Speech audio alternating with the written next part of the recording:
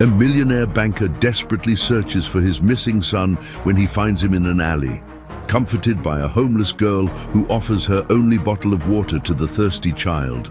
"Here, you look thirsty," she whispers softly, unaware that he is the son of one of the richest men in the country. But as the millionaire approaches, he does something that leaves the girl in absolute shock. The afternoon air hung over the city like a damp wool blanket, sticking Richard's expensive linen shirt to his body. Every honking cab, every cry of a street vendor, every engine roaring through the gridlocked streets was a needle piercing his composure, which was unraveling by the second. Panic, a cold and unfamiliar beast, climbed his throat, squeezing it with icy claws. Where was Luke? His son, his little Luke, only 6 years old, had vanished. A moment's distraction, a business call that couldn't wait, and the small hand he'd been holding had slipped away. For nearly an hour now, Richard had been racing down the sidewalks, his heart hammering against his ribs like a trapped bird. The world around him, normally a chessboard where he moved the pieces with calculated precision, had morphed into a chaotic and hostile labyrinth. The faces in the crowd were anonymous blurs, indifferent to his agony. He shouted his son's name, his voice raw with desperation, but the sound was swallowed by the deafening roar of the metropolis. His instinct, honed by years at the pinnacle of the financial world, guided him down paths his logic would have scorned. He left the main avenue, the gleam of storefronts and the comfort of conditioned air spilling from luxury boutiques, and plunged into a narrow, forgotten alley. The smell of damp rot and fried food saturated the air. The walls, peeling and covered in faded graffiti, seemed to close in on him. It was a separate universe, a place where the sun fought to touch the cracked asphalt. And it was there, in the back of that silent alley, that he saw him. Luke was huddled next to a dumpster, his face streaked with tears and grime, sobs shaking his small body. An overwhelming relief washed over Richard, so intense his legs buckled. He took a step forward, ready to run and embrace his son, to scold him and cover him in kisses all at once. But he stopped, frozen. Someone else was there, a girl, perhaps a little older than Luke, with bare, dirty feet, tangled hair, and a frayed dress that had once been colorful. She didn't see him. Her eyes, of a seriousness unusual for her age, were fixed on the crying boy. With a slow, careful movement, like someone offering a treasure, she held out a plastic bottle with a little water in it. Luke looked at her, hesitant, his sobs quieting. The girl unscrewed the cap with effort and, without a word, placed the bottle in his hands. Richard watched, hidden by the shadow of the alley's entrance, his heart still racing, but now for a different reason. He saw his son drink the water greedily, the sound of his thirst being quenched, echoing in the alley's silence. The girl sat beside him, an unlikely guardian, and in a soft voice, almost a whisper, said, "It's okay. You don't have to be scared. I'll stay here with you until someone finds you." The gesture, so pure and selfless, hit Richard with the force of a punch. In this world of indifference, in this forgotten place, a child who had nothing was offering everything she possessed. He felt a lump form in his throat, an emotion he couldn't name. As he watched the small, resilient figure of the girl, sensing that her steady gaze hid a story far deeper than the dust on her face. He needed to approach, but something held him to the shadows. The image seared into his mind in a way he knew he would never forget. The moment of hesitation dissolved like mist in the sun. Richard straightened his shoulders, his natural authority returning to his posture, but he softened his expression before stepping out of the shadows.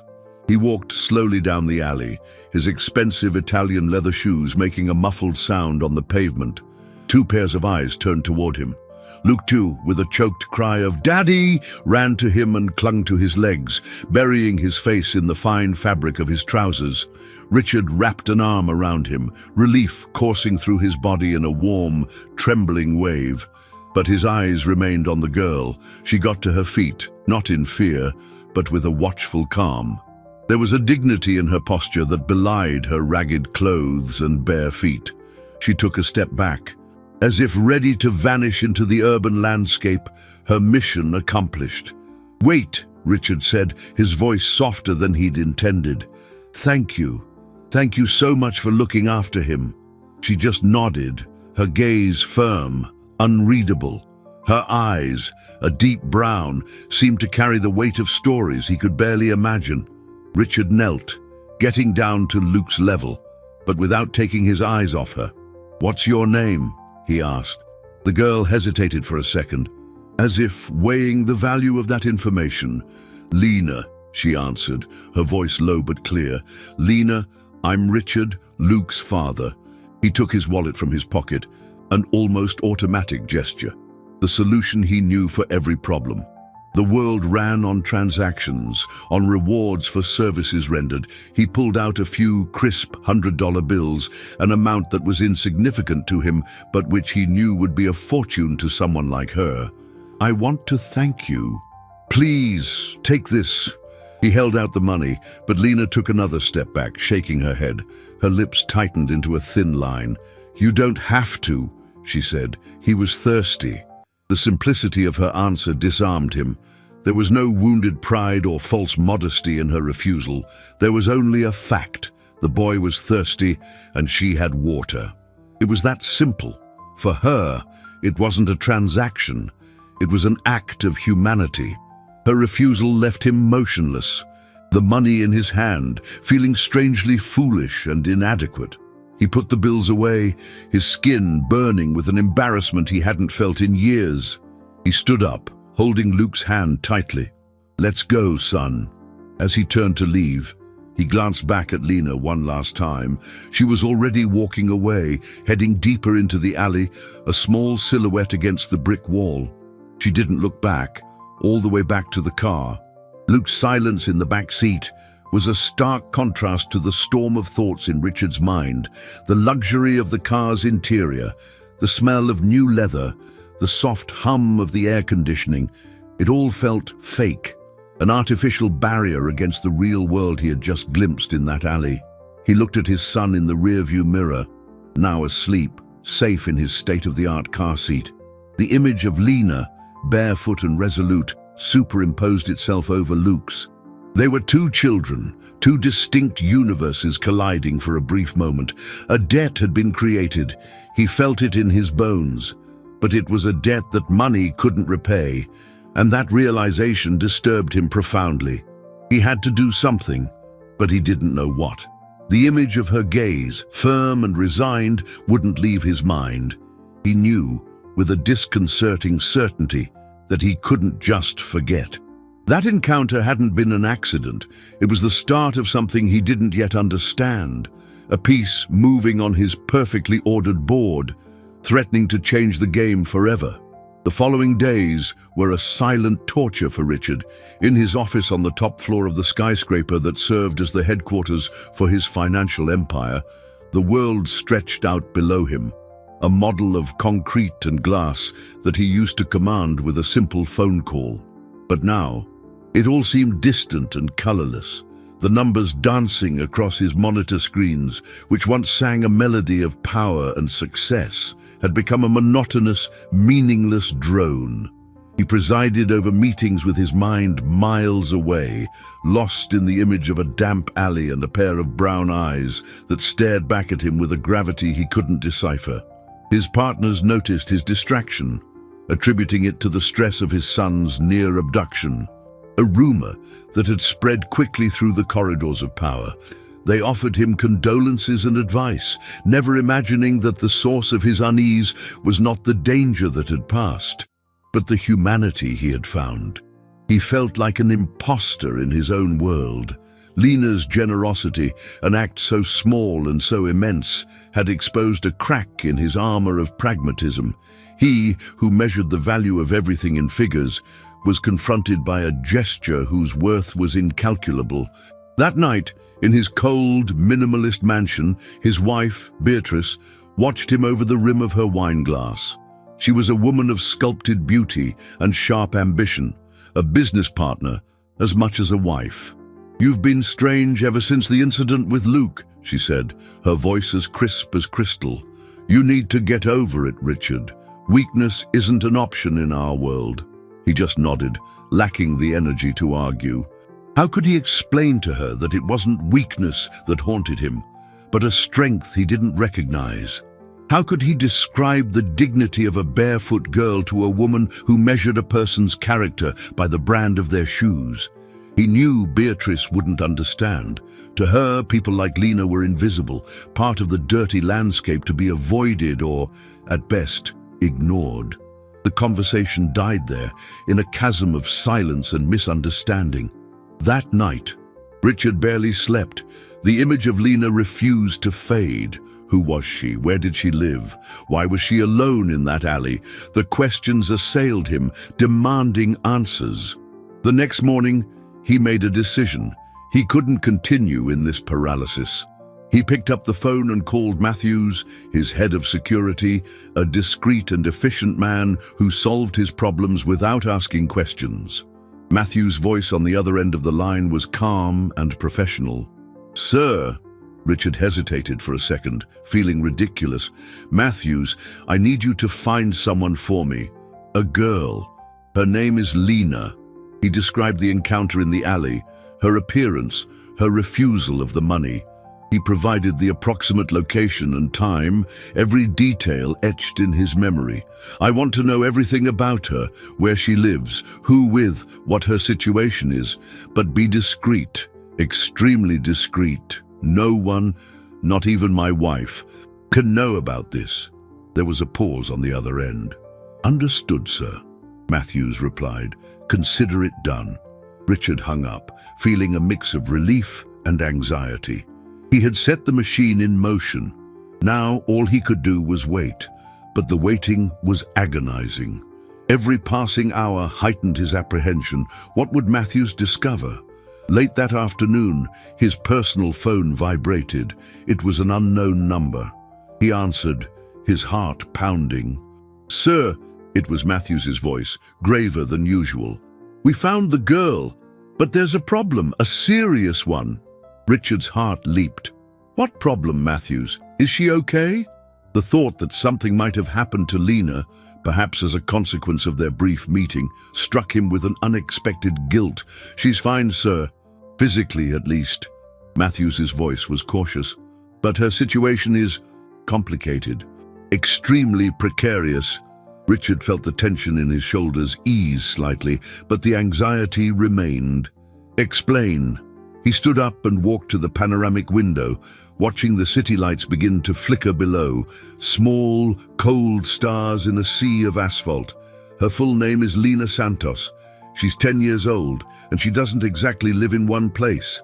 She and her grandmother, a woman named Inez, are living in a single room in the back of a dilapidated tenement building, a few blocks from where you found her. And they're about to be evicted." The information landed like a stone in Richard's stomach. Evicted. The word carried a brutal weight. "Why?" he asked, his voice tight. "The grandmother is sick," Matthews continued. "Very sick.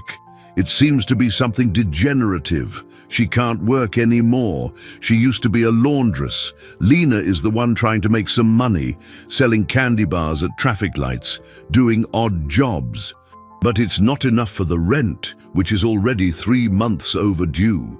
Richard closed his eyes. The image of Lena offering Luke the water taking on a new, more painful and poignant dimension. She, who barely had enough to eat, hadn't hesitated to share the little she possessed. The dignity he'd seen in her wasn't just a character trait, it was armor forged in the harshest of realities. "And the parents?" he asked, dreading the answer. "The mother abandoned her with the grandmother when she was a baby, never seen again. The father is unknown, an orphan, caring for a sick grandmother, fighting the world alone." The story was so cruelly simple, it felt like a soap opera cliché, but Richard knew from Matthews's tone that it was the unvarnished, harsh truth. The landlord, a guy named Taggart, gave them an ultimatum. If they don't pay by the end of the week, he's throwing them out. And he's not a patient man. Matthews paused. "And there's more, sir. Taggart is bad news. He exploits the tenants, and there are rumors that he's been helping girls Lena's age find work. You understand me?" A chill ran down Richard's spine. That alley, which for him had been a brief glimpse into a different world, was Lena's dangerous playground, the territory where she fought daily for survival, surrounded by predators. He felt suffocated. This was no longer an abstract problem, a matter of curiosity or a moral debt. It was an emergency. A girl and her sick grandmother were days away from being thrown onto the street, at the mercy of men like Taggart, and he was the only one who knew. The responsibility fell on his shoulders with a crushing weight. "Matthews," he said, his voice firm, the hesitation gone, replaced by a cold resolve, "I want you to pay the back rent, all of it, and pay for the next 6 months. Use a proxy, someone who can't be traced back to me. Taggart can't know where the money came from. Say it was an anonymous donation from a church, anything. Understood?" "Yes, sir." "And Matthews," Richard added, his voice lowering, "keep an eye on Taggart. I want to know every step that man takes, every move. If he so much as looks in Lena's direction, I want to know immediately. It will be done." "Sir?" Richard hung up the phone and stood there, staring out at the city. He had interfered. He had moved a piece on the board, a piece that didn't belong to him. The feeling was not one of power, as it usually was, but of a deep, unfamiliar fear. He had entered a game whose rules he didn't know, and he felt that in trying to protect Lena, he might have just put her in even greater danger. Richard's solution was swift, anonymous, and, in his mind, efficient. The money was delivered to Taggart by an unknown lawyer, claiming to represent a charitable foundation. The landlord, a beefy man with small, greedy eyes, accepted the thick envelope with few questions. For Lena and her grandmother, the news came as a miracle. Inez, a frail woman whose body was a map of pain and hard work, wept silently, thanking a God she believed hadn't abandoned them. Lena didn't cry. She felt an immense relief, a slackening of the rope that was always tight around her neck, but her relief was tinged with suspicion. Miracles didn't happen in her world, at least not without a price. But for now, they were safe. The threat of eviction was gone, and for a few months, they would have a roof over their heads. Richard, upon receiving Matthew's report, felt a pang of satisfaction. He had solved the problem. He could now return to his life, but he couldn't. The image of Lena wouldn't leave him, and the worry for her well-being became a constant presence in his thoughts. It was Luke who, innocently, reopened the connection. "Daddy, can we go to the park today? The one near where I got lost?" His son's request caught him by surprise. The park was just a few blocks from the alley. Part of Richard wanted to say no, to maintain the safe distance his money provided, but another part, a stubborn curiosity and an inexplicable need to make sure Lena was truly okay, compelled him to agree. While Luke ran for the swings, Richard walked to the edge of the park, his gaze scanning the adjacent streets. And then he saw her. Lena was sitting on the curb near a fruit stand, a small wooden box on her lap. She was selling homemade brownies, small squares wrapped in cellophane. Her posture was the same as ever, upright, alert, a small sentinel at her post. Seeing her, Luke ran in her direction, a wide smile on his face. "It's the water girl," he shouted, with the pure spontaneity of childhood. Lena looked up, and for an instant, Richard saw a flicker of recognition, followed by a shadow of caution. Luke stopped in front of her without any ceremony. "Hi, my name is Luke. What's yours?" "Lena," she replied, her voice a little louder than last time. "Do you want a brownie?" Luke asked, pointing to her box.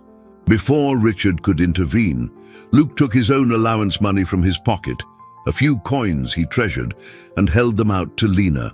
"I want to buy one. For you."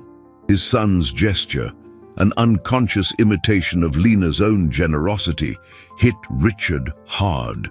Lena looked at the coins in Luke's hand, then at the boy's eager face. A small, almost imperceptible smile touched her lips for the first time. She took one of the brownies and placed it in Luke's hand, but gently pushed the coins back. "It's a gift," she said. In that moment, the invisible barrier between their two worlds seemed to dissolve.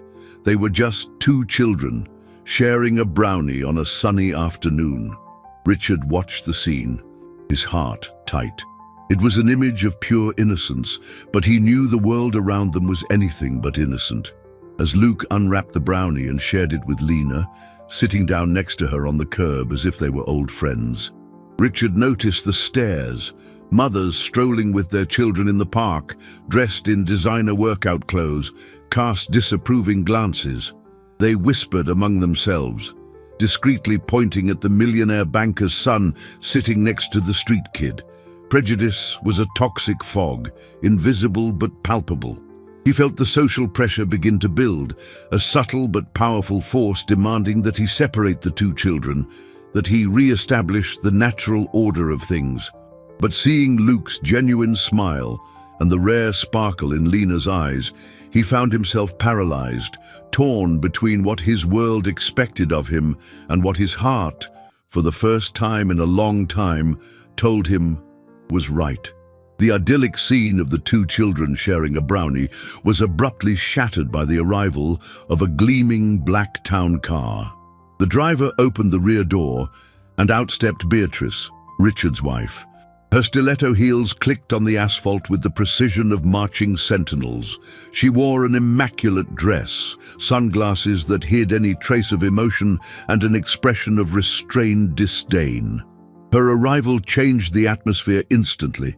The fog of prejudice that had been subtle now condensed into an impending storm. She didn't say a word to Richard. Her eyes, cold and analytical, locked onto Luke, sitting on the dirty ground next to Lena. "Luke, come here." Now, her voice wasn't loud, but it carried an unquestionable command, sharp as a blade. Luke, startled by his mother's tone, scrambled to his feet, the rest of the brownie forgotten in his hand. He looked from Beatrice to Lena, confused and a little frightened. Beatrice strode until she stood between her son and the girl. She looked Lena up and down, contempt evident in every line of her face. It wasn't a look of anger, but something far worse, a look of total invalidation, as if Lena were an insignificant insect, a piece of dirt to be removed. "What do you think you're doing?" she hissed at the girl, her voice low enough for only them to hear. "Getting close to my son. Do you think you're going to get something from us?" Lena flinched under the weight of that gaze, but she didn't look away. She stood up, her box of brownies clutched to her chest, and met Beatrice's stare with the same silent dignity that had disarmed Richard. She didn't answer.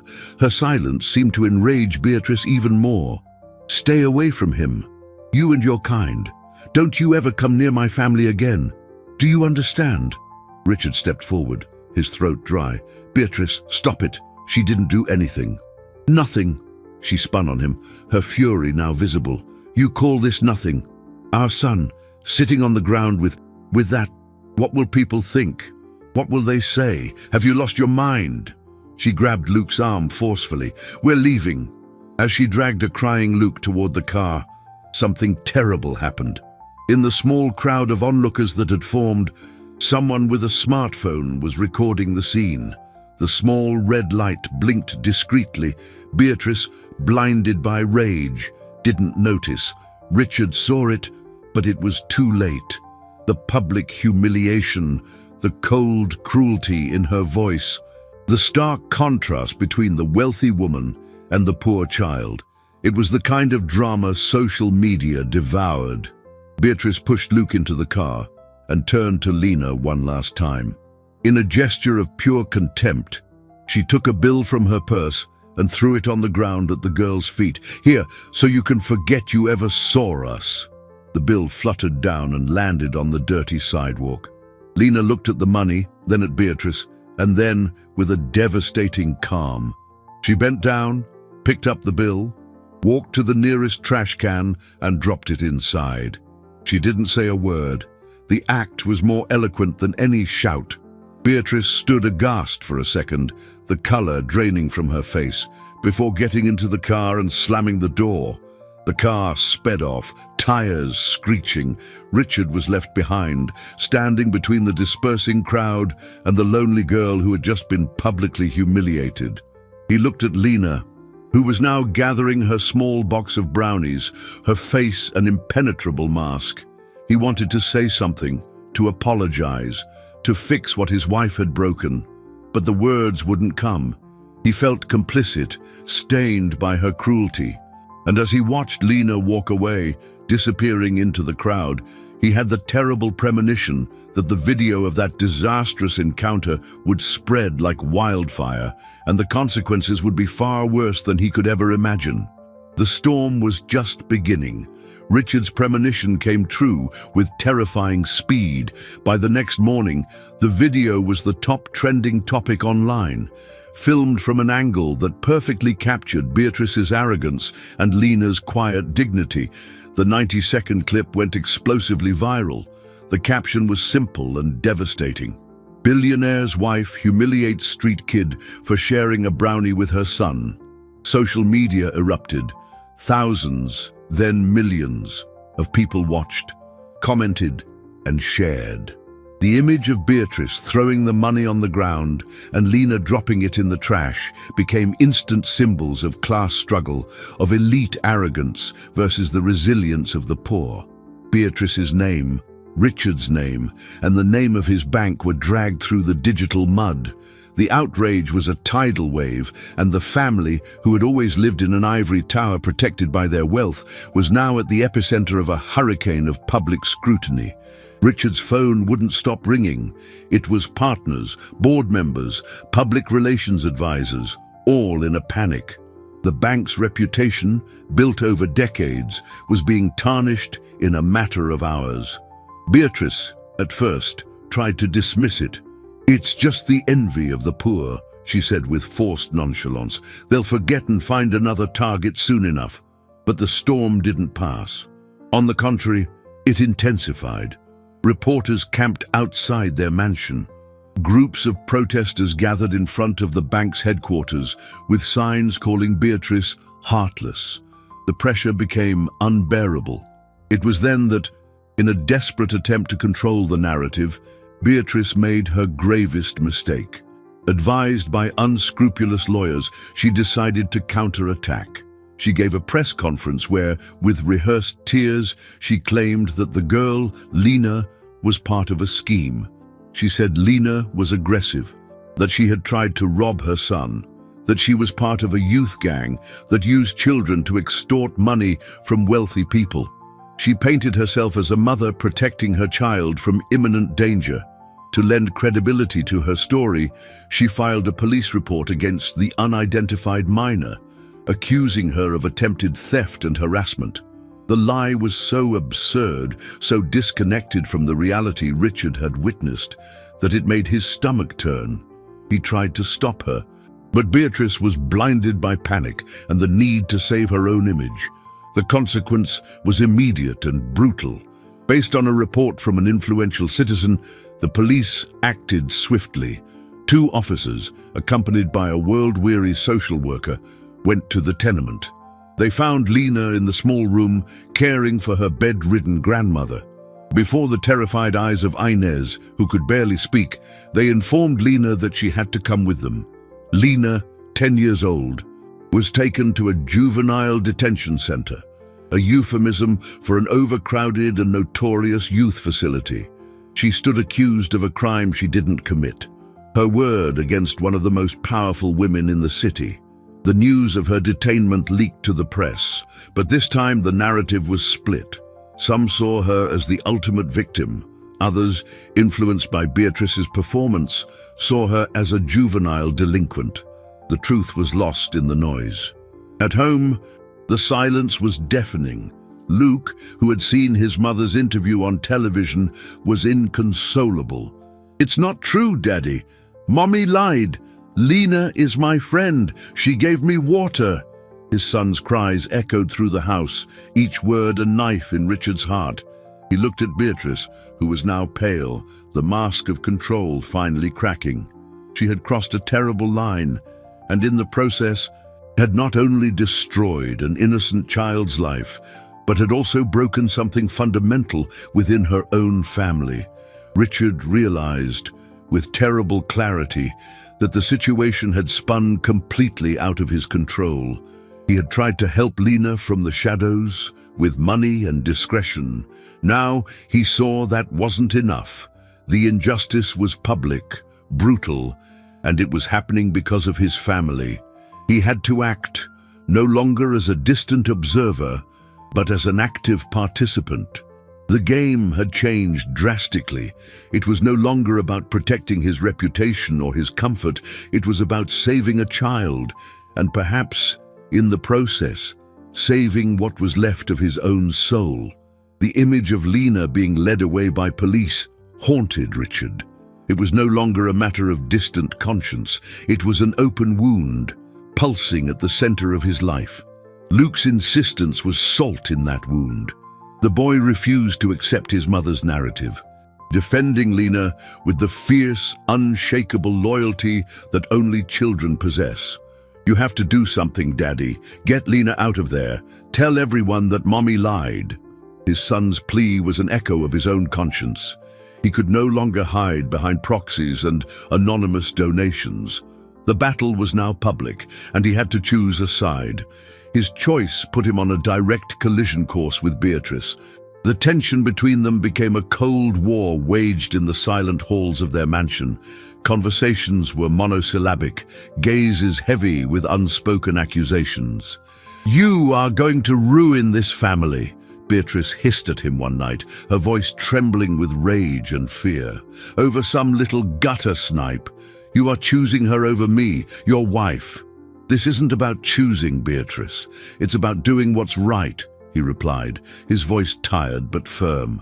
"You put an innocent child in a detention center, a child who helped our son. How do you expect me to live with that?" The external and internal pressure was reaching a breaking point.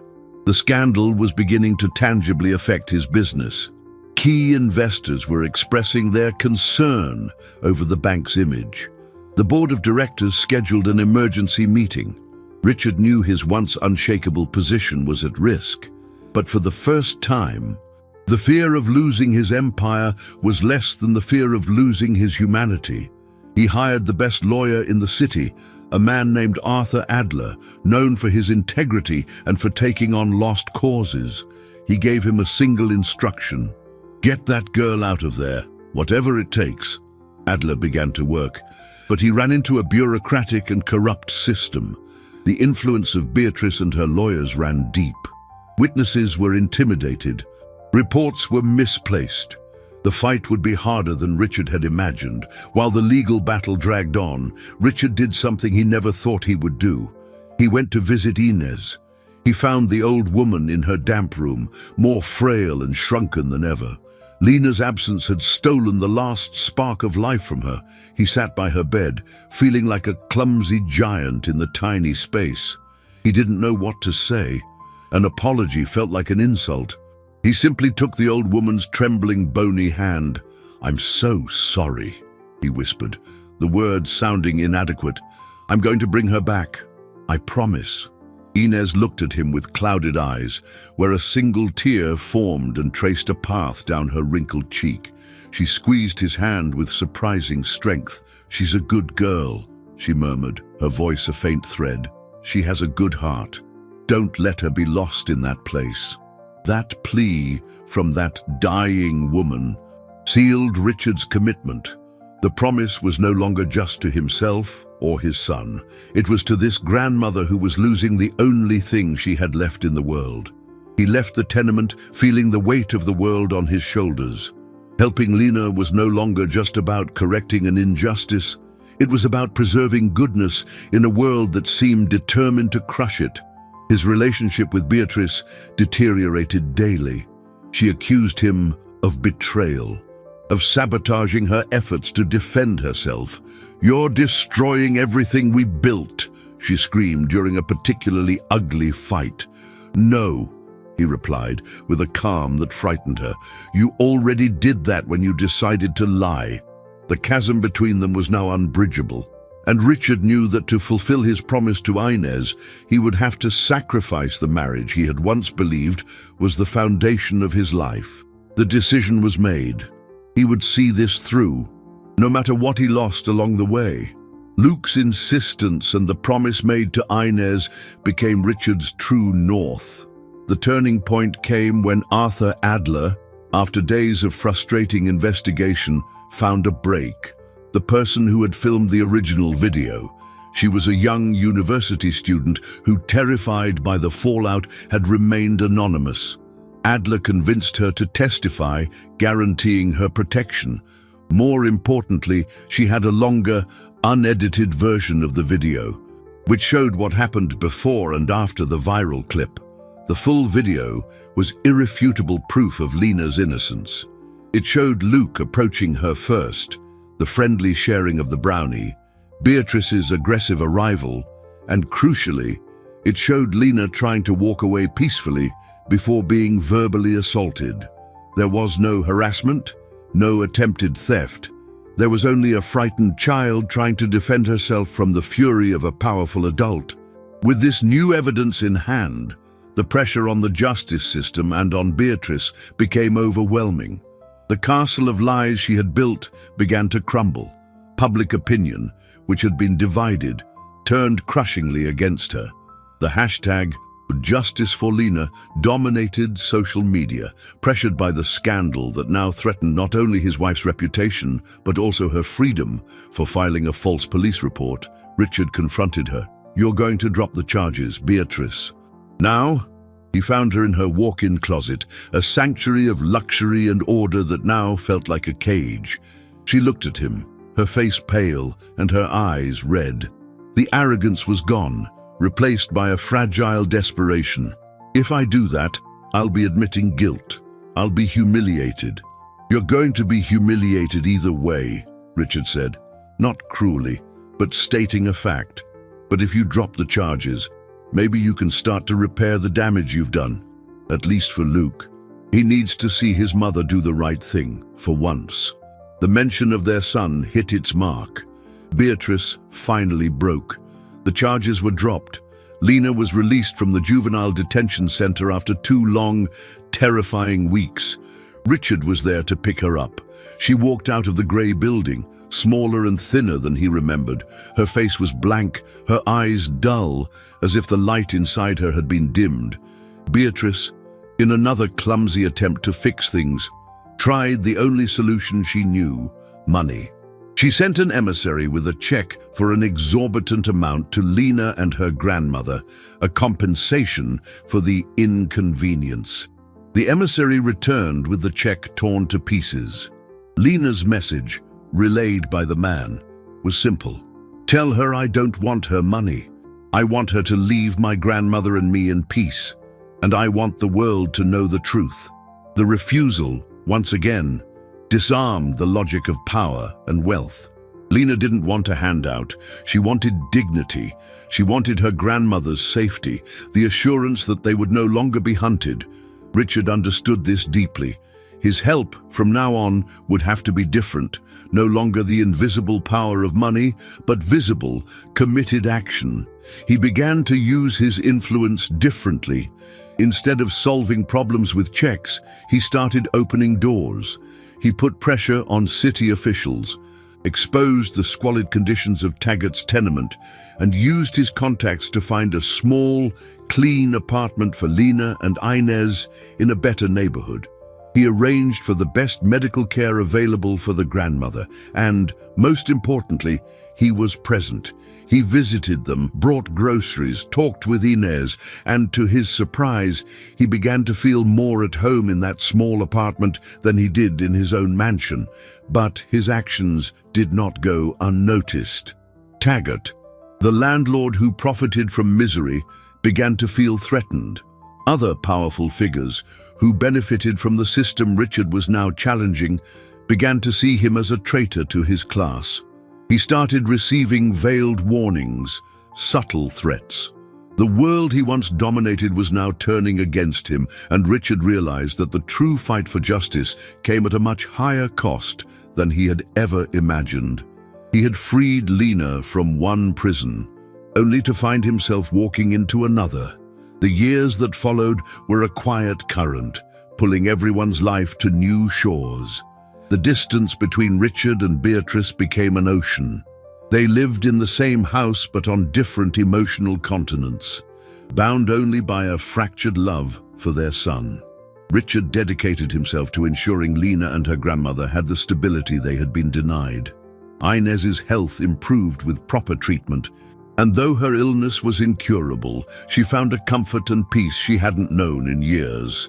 Lena, finally free from the burden of daily survival, was allowed to be a child. She flourished in school, revealing a sharp intellect and a thirst for knowledge that impressed everyone. Richard discreetly funded her education through a scholarship established by one of his foundations. He and Lena developed a peculiar bond, an unlikely friendship forged in the fire of crisis. He was a quiet father figure, a distant protector, and she, with her precocious wisdom and unshakable integrity, became a kind of moral compass for him. The friendship between Luke and Lena, however, was the most powerful transformative force. Against all expectations and social pressures, they remained inseparable. Richard would pick them up from school, take them for ice cream, to the movies. They were just two kids, laughing and playing, oblivious to the barriers the world insisted on placing between them. Time passed, swift and relentless. Adolescence arrived, bringing with it new complexities. Luke grew into a quiet, observant young man, with his father's kindness and a deep aversion to his mother's superficial world. Lena blossomed into a young woman of serene beauty and steely determination, the top of her class, with dreams of becoming a lawyer to defend people like her grandmother. Richard watched them grow with a mixture of pride and melancholy. He saw in them the promise of a better world, but he also felt the weight of the past that bound them together.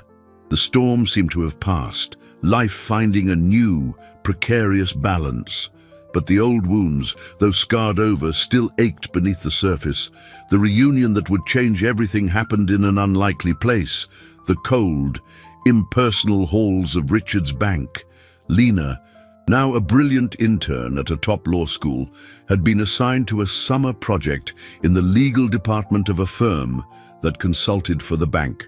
Luke, having just graduated with a business degree, was starting his career there. More out of family obligation than passion, they passed each other near the elevators. For a moment, they were just two strangers in a sea of grey suits. Then their eyes met. The recognition was instant, an electric current that spanned the years. "Lena," Luke said, the name coming out like a breath. "Luke." Her smile was shy, but it lit up the entire hallway. The conversation that followed was awkward at first, but soon the easy familiarity of their childhood friendship returned. They laughed, reminiscing about ice cream and afternoons in the park.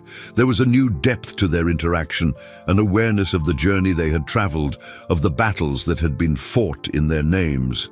There they stood, two young adults, products of opposite worlds, meeting as equals in the heart of the empire that had nearly destroyed them. The scene did not go unnoticed. Beatrice, walking down the hall, saw the reunion. She stopped, her body rigid, her face a mask of shock and fury. The sight of Lena, no longer a street kid but a confident, well-dressed young woman, talking with her son in this environment, was like seeing a ghost. The ghost of her greatest failure, her deepest humiliation. The calm she had rebuilt over the years shattered. Old wounds tore open, and a poison that had long been dormant surged to the surface. She approached, her presence chilling the air. "You!" she hissed at Lena, her voice thick with ancient hatred. "I can't believe you dare to show your face here, after everything your family did to mine." Luke and Lena looked at her, confused. "What are you talking about, Mom?"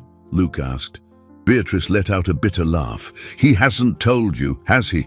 about how your grandmother, the sainted invalid, was responsible for my mother's death." Beatrice's accusation hung in the air like toxic smoke. Lena felt the floor vanish from beneath her feet. Beatrice's mother's death, her grandmother, the words didn't make sense, fragments of a reality she didn't know. She looked at Luke for support and saw the same shock and confusion mirrored in his eyes. "Mom, that's insane," Luke said, his voice steady despite the tremor he felt. "Lena's grandmother is one of the kindest people I know. What are you talking about?" Richard, who had been alerted by his secretary to the scene unfolding in the hallway, arrived in time to hear the accusation. His face went pale. "Beatrice, that's enough. Not here, not now." But Beatrice was beyond reason. The resentment, nursed and fermented for years, had finally exploded. "No! They need to know. Everyone needs to know the truth behind this charity charade you've built." She turned to Lena, her eyes glittering with an old, twisted pain. "My mother, Richard's mother-in-law.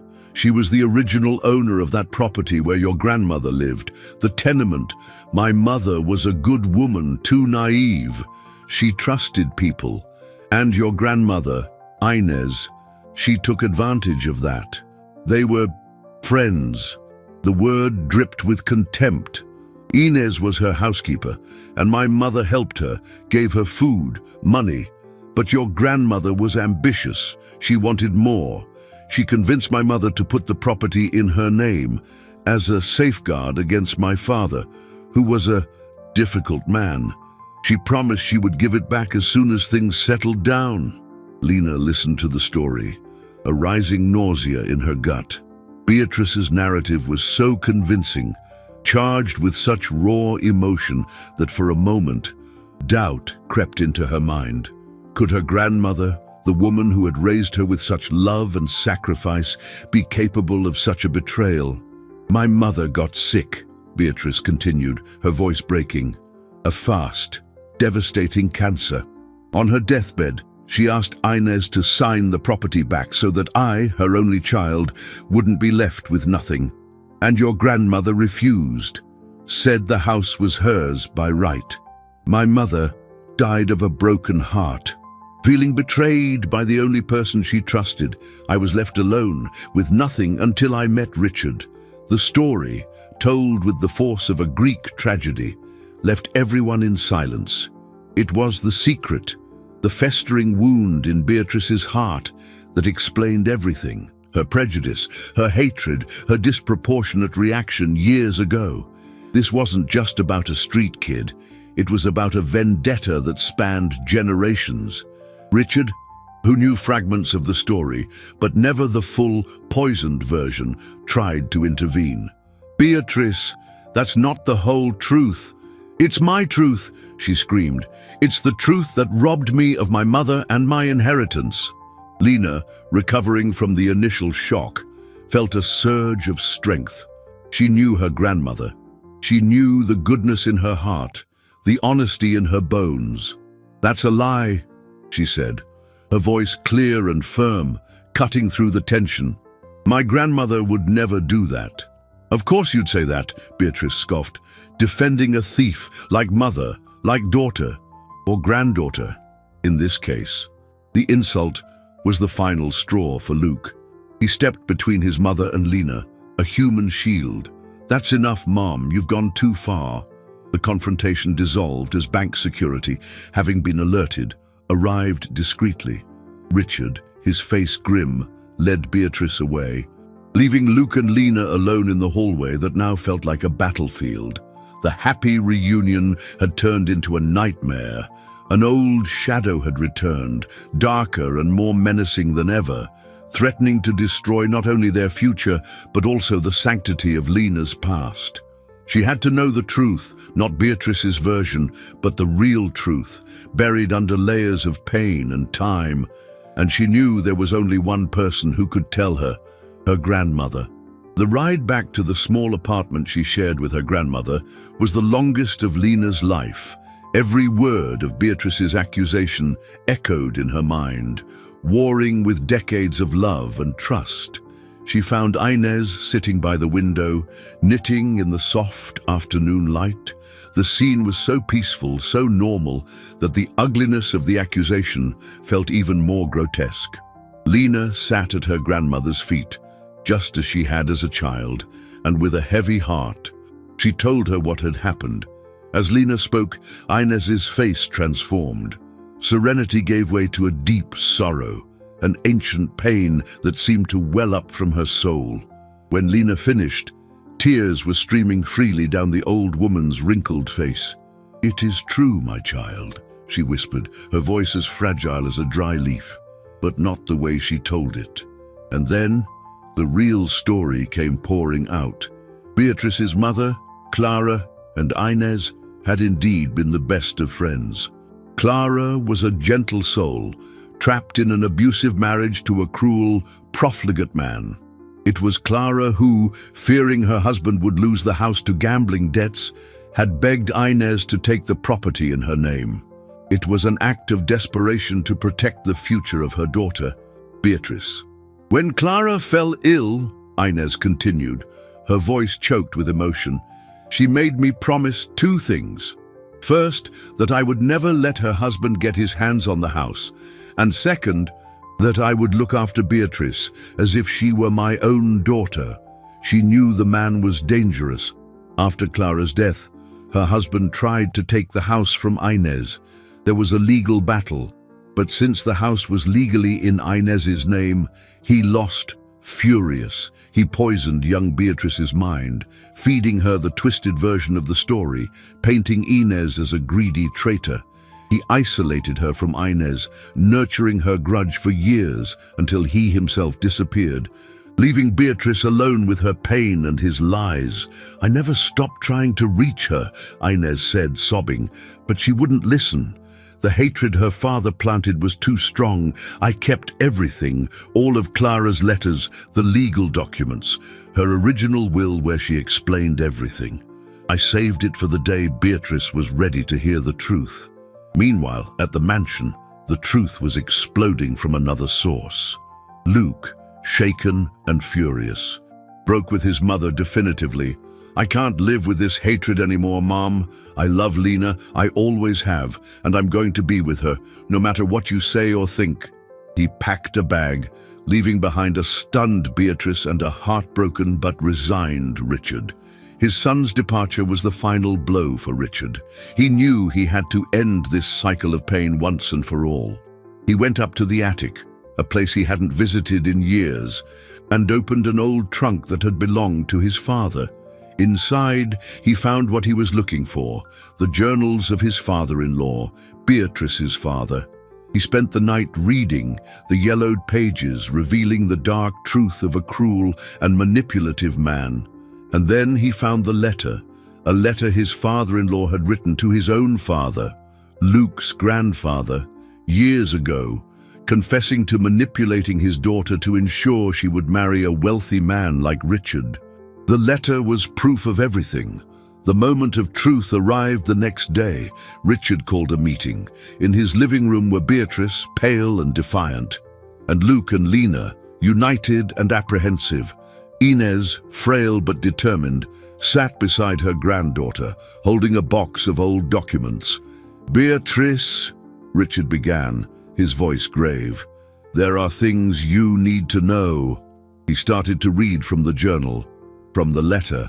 At the same time, Inez, with Lena's help, presented Clara's letters, her delicate handwriting telling a story of friendship and fear. The truth, coming from two irrefutable sources, hit Beatrice with the force of a tidal wave. The narrative that had sustained her life, her hatred, her grudge, it all crumbled to dust. She looked at the box of documents, at the photo of her mother smiling alongside Inez, and a dry sob escaped her lips. The truth didn't set her free. It broke her. The revelation settled over the room, like the silence after an explosion. Beatrice stared at her mother's letters, the familiar handwriting a testament to a love and friendship she had twisted into betrayal. Her face, once a mask of anger and certainty, collapsed. It was the face of someone who discovers their entire life was built on a foundation of sand. She didn't weep. The pain was too deep for tears. She simply rose, without looking at anyone, and walked out of the room, up the stairs to her bedroom. The door clicked shut, a soft sound that seemed to echo like the end of an era. No one followed her. Some wounds could only be tended by time and solitude, if they could be healed at all.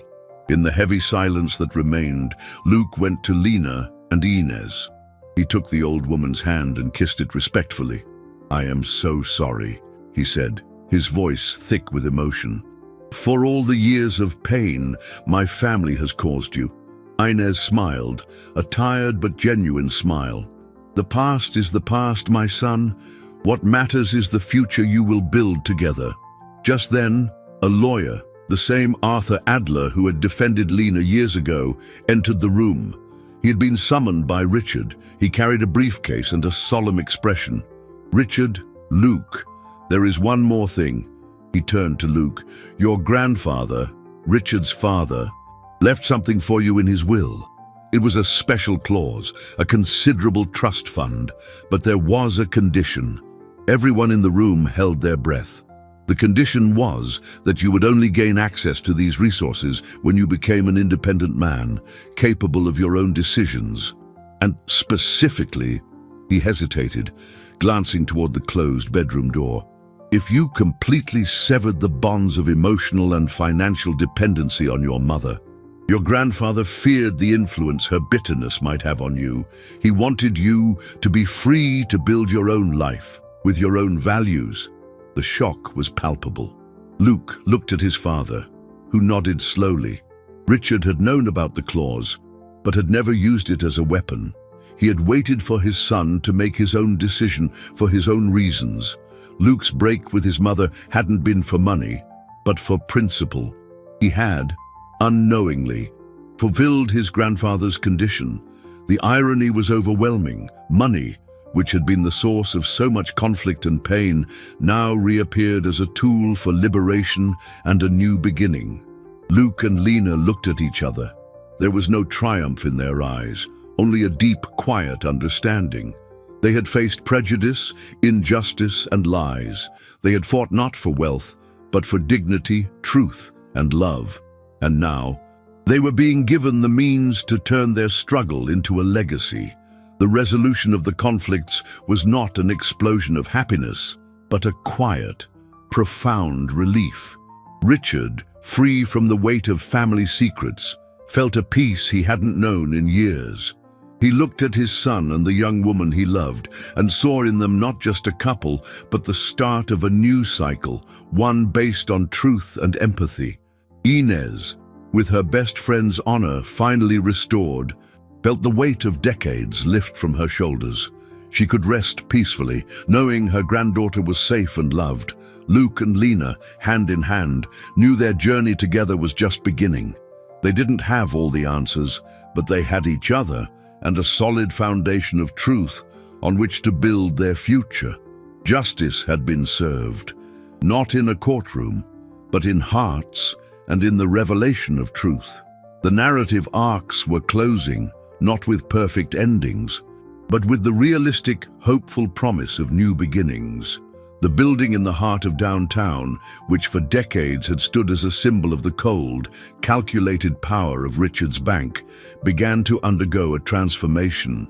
The mirrored glass walls that once reflected a distant, impersonal sky were gradually replaced with a warmer, more welcoming facade. Where there had once been silent, tense boardrooms, the laughter of children now echoed. Luke and Lena, using the resources from the grandfather's inheritance, chose not to build an empire for themselves, but a refuge for others. They created the New Dawn Foundation, a home and educational center for street-involved children, the same kind of child Lena had once been. The place wasn't a shelter, it was a home. The smell of fresh paint mingled with the comforting aroma of brownies baking in the large, communal kitchen. In the hallways, The sound of expensive shoes hurrying along was replaced by the patter of bare feet running across heated floors. Lena, with her law degree, ensured that every child's rights were protected, fighting against the system's bureaucracy. Luke, with his business acumen, ensured the foundation was sustainable, a safe harbor for generations to come.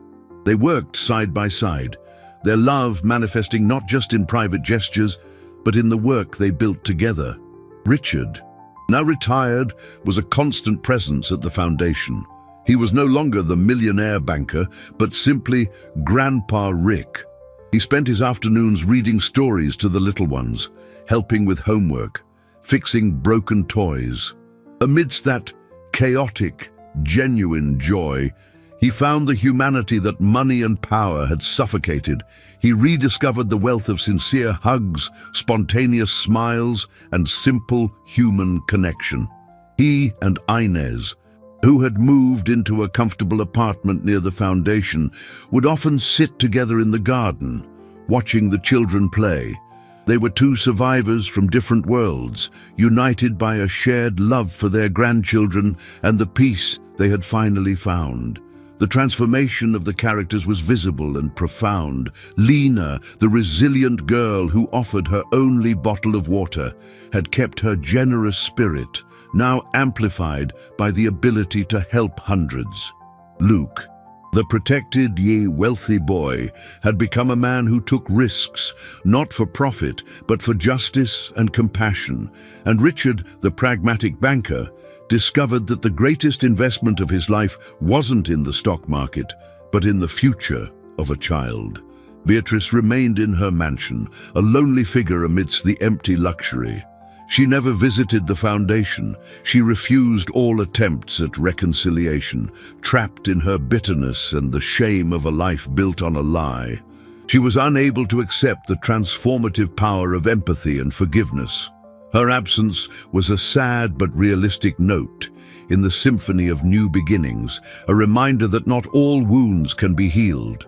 The story ended not with a final period, but with a new cycle beginning.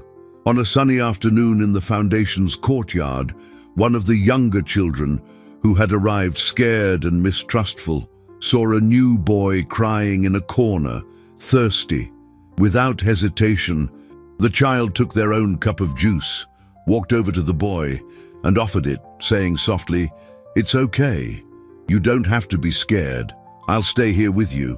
Lena and Luke, watching from a distance, exchanged a look filled with emotion. That simple act of compassion, echoing an encounter in a dirty alley years ago, was proof that kindness, once planted, continues to bloom. The greatest riches in life, they now knew, were not kept in vaults, but shared in gestures of solidarity and courage. And no adversity, however great, should ever be accepted without a fight. For in the heart of every struggle for justice lies the seed of a new and hopeful tomorrow.